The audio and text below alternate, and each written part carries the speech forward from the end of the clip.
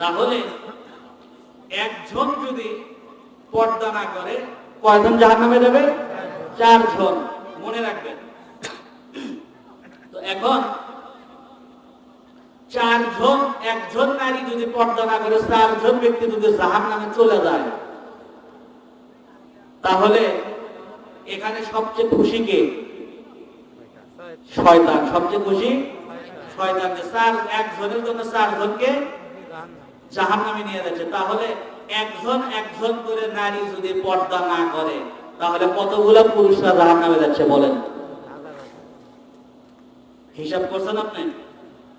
একজন নারীর জন্য 4 জন করে যদি জাহান্নামে যায়, তাহলে দুনিয়াতে আর কোনো পুরুষ থাকবে?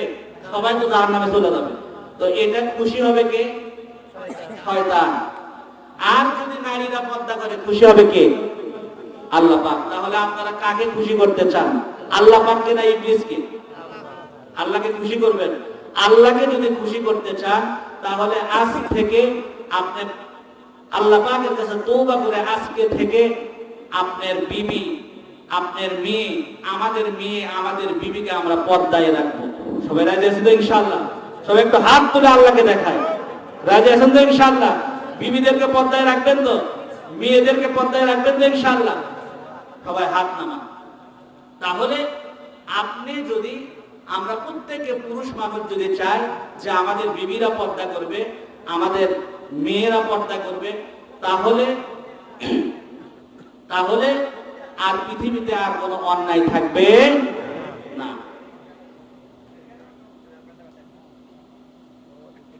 কোন নারী যদি, আমরা যেরকম হজ, যাকাত, নামাজ, রোজা যে পড়ি, এটা যে এরকম ফরজ, ঠিক একজন নারী পর্দা করা ওই রকমই ফরজ, ওই রকমই ফরজ। তাহলে আমরা দাওয়াত দিব তো ইনশাআল্লাহ? সকলে আমরা পর্দা করব। আর পর্দা করলে কি হবে? আল্লাহ তাবারক ওয়া তাআলা কোরআনে হাকিমের ভিতরে বলেন, ওয়াকারনা ফি বুয়ুতিকুন্না ওয়া লা তাবাররাজনা তাবাররুজাল জাহিলিয়াতিল উলা।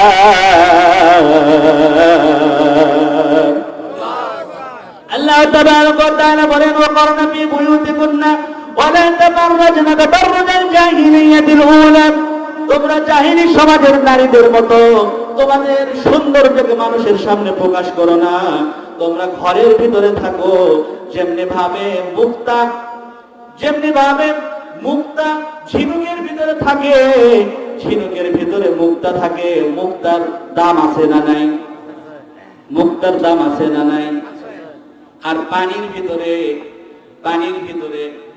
আরো অনেক কিছু, ব্যাঙ, সাপ, অনেক কিছু থাকে। সব সময় ব্যাঙ দেখা যায়, পাওয়া যায়।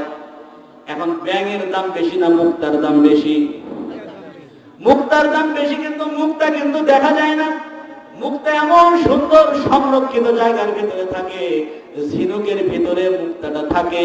আবার সবগুলো ঝিনুকের ভিতরে কিন্তু মুক্তা থাকে না। কথা বলেন ঠিক কিনা?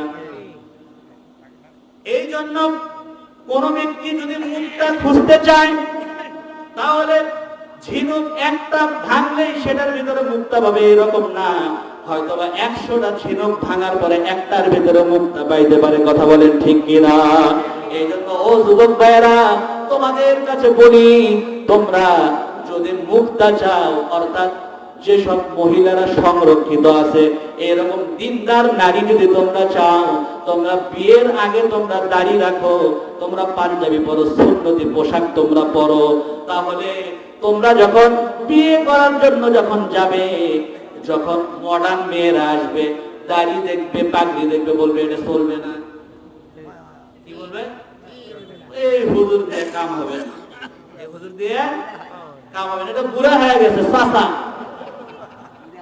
এখন ছেলে আসছে, আসার পরে মানে ভিতরে বসছে, এরকম দাড়ি, টুপি, পাগড়ি।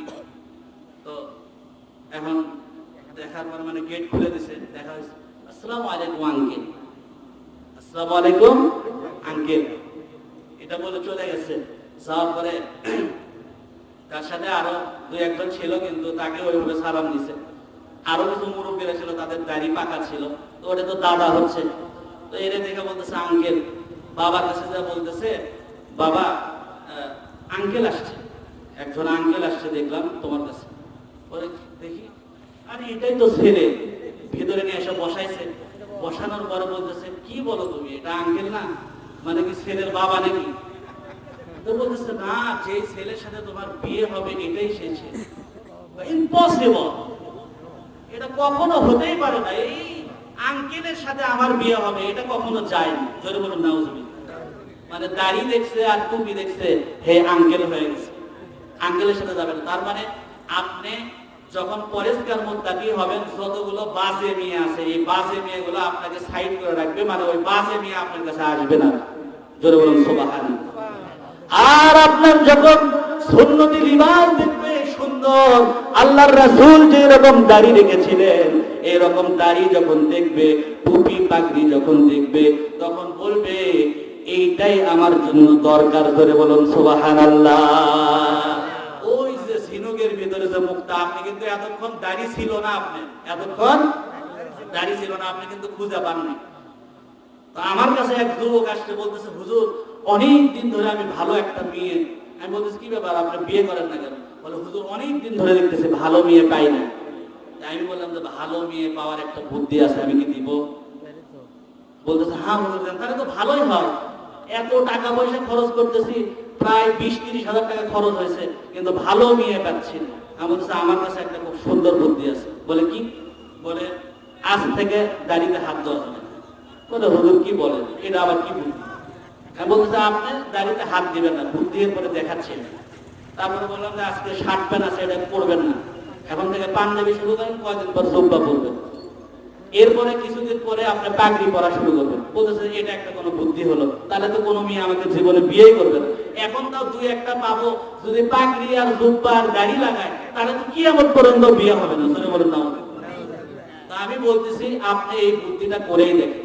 যখন ওই ব্যক্তি শুরু করলো, দেখা যাচ্ছে যে ভালো মেয়ে এতদিন পায় নাই, এখন থেকে ভালো ভালো মেয়ে, পদ্মানিশী, সুন্দরী, দেখতেও সুন্দর, সব দিক দিয়ে সুন্দর, এইরকম মেয়ে 8-10টা বাড়ায় গেছে। ধরে বলুন সুবহানাল্লাহ।